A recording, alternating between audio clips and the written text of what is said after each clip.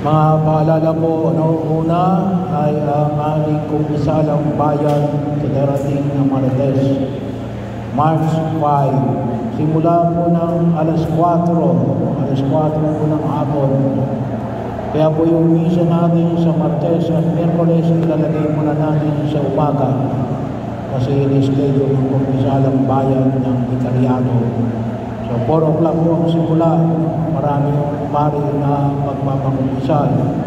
Bakit tayo mangumpisal? Una, of course, kapag may malaking kasalanan, ay sabi nga, wala naman tayong malaking kasalanan, mangumpisal pa rin tayo. Kasi tayo may tungkulin na mangumpisal man lamang kahit minsan lamang sa loob ng isang taon.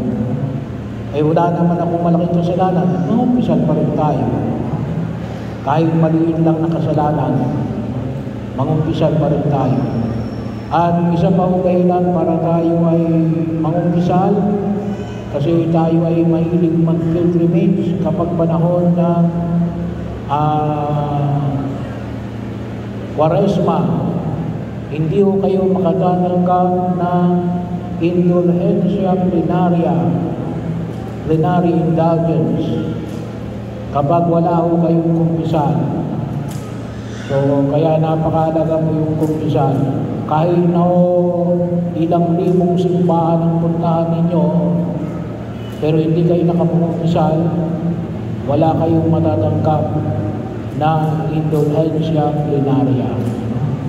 Yun po'y nakasaad sa batas ng simbahan. Prerequisite to receive the plenary indulgence ay kayo ay makapagkumpisal bago kayo pumunta sa mga simbahang itinilaga ng ating simbahan na mga suray. So, all right after ng inyong pilgrimage o bisita sa iglesia. Yun po ay huwag natin kalimutan. Hindi kayo makatatanggap ng indulhensya plenaria kung hindi kayo nakapag-umpisal. So, March 16 ay ang ating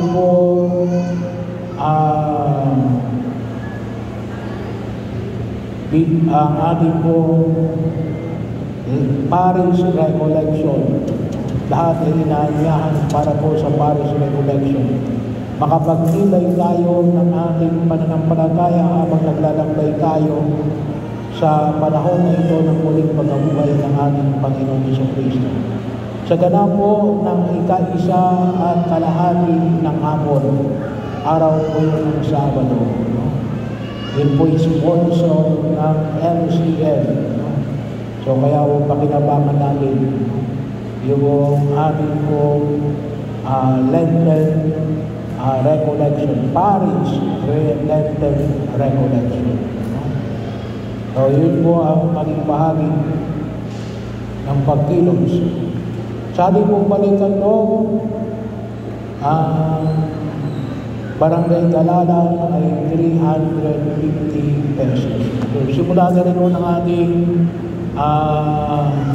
exhibit ngayon. Nawa itong mga imahin na ito ay makatulong sa ating pagninilay ngayong panahon na ito ng Kwaresma.